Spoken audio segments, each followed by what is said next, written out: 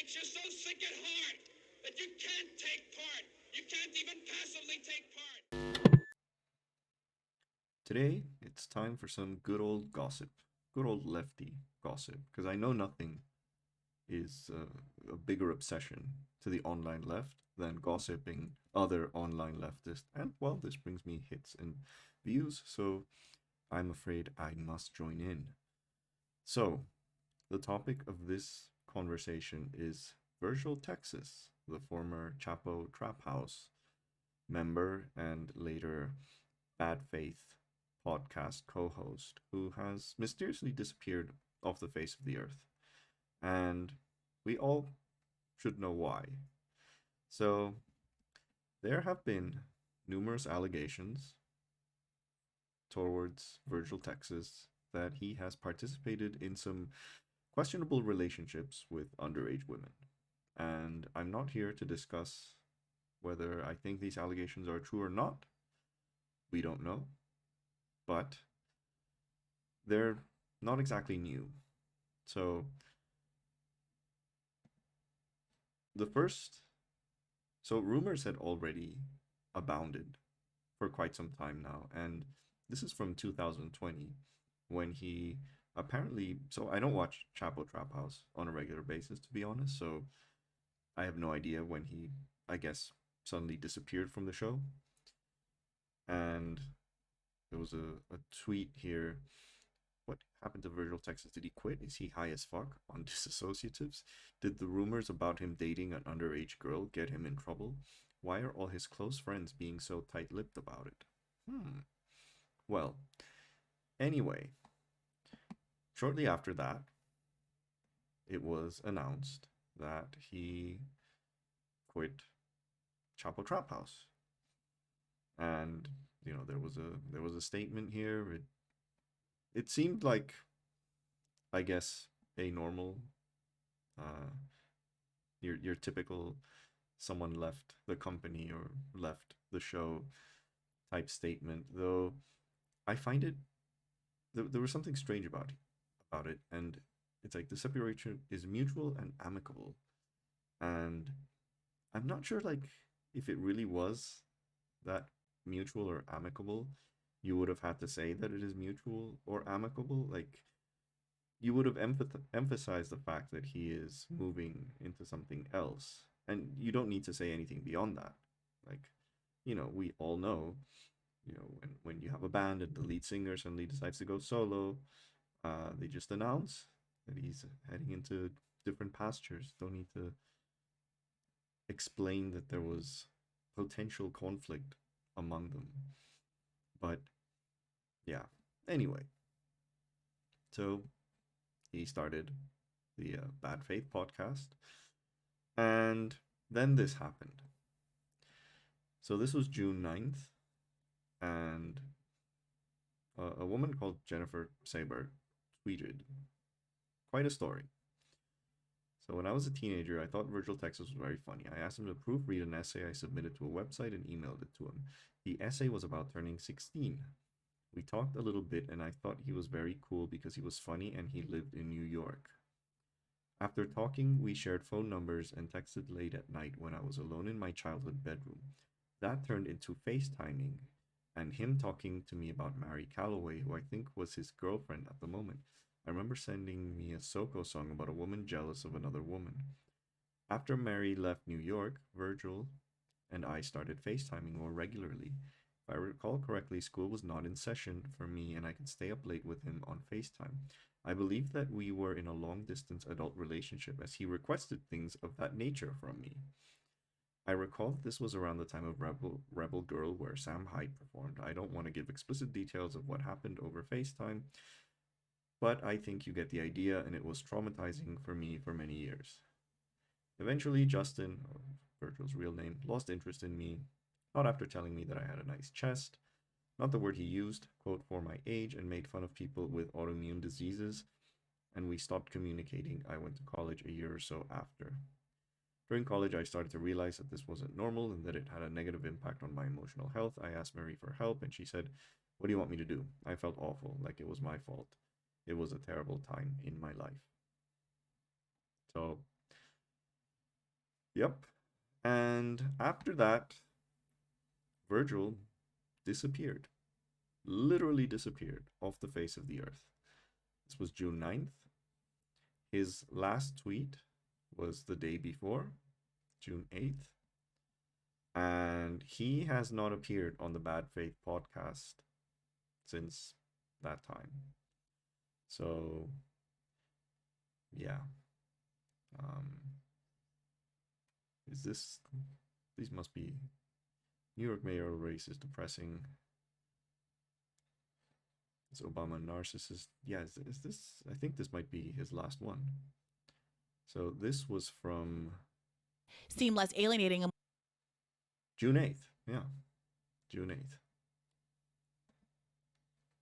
And yet his face still appears on the podcast. There has been no statement whatsoever made by his co-host, Briahna Joy Gray.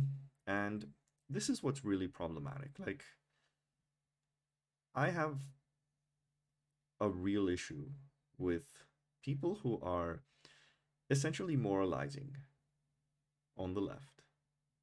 And to be honest, all leftist commentary is to some extent moralizing.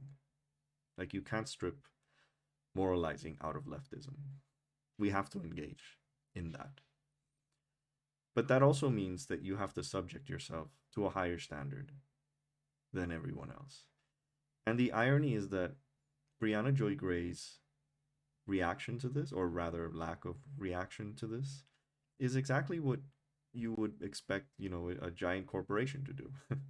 Try and whitewash things until they get blown out of proportion, and then you have to reluctantly give out a very, manicured PR statement on what happened. The fact that obviously, this isn't the kind of scandal that gets front page news is the reason why she hasn't had any sort of pressure to make a statement on this. And that's not good.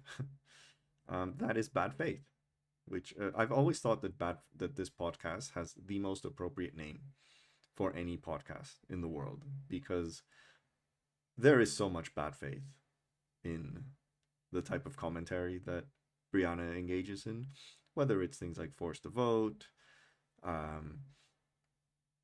this sort of moving into the, not entirely into like the Jimmy Dore orbit, but definitely dipping her toes in it, in the sort of, AOC and the squad should be doing more, which is a legitimate complaint, but pushing that forward and then kind of focusing your entire analysis on that. And, the hysterics around forced to vote, I think, were really bad on a number of people who have engaged in that side of the debate. And Briahna is one of the more vocal ones, or was one of the more vocal. No, not was. She still is. They still mention this all the time. Briahna Joy Gray, Kyle Kalinske, to a lesser extent, Crystal Ball, but they're all in that same orbit. And I think you have to say what's going on. You have to explain why on earth your podcast, which focuses on two people, now only has one. And this is just terrible optics. Now, to be fair, this really is Briahna Joy Gray's podcast. It always has been. She has encompassed like 80 or 90% of all the words that have ever come out of this podcast. I find it really hilarious sometimes when I watch it to see just like the face of utter boredom of Virgil Texas when he was still co-hosting, when Briahna would just go on like a 10-minute rant, and he would just be sort of vaping and twitching his head. This one's a good one. I've sped it up because it's funnier that way.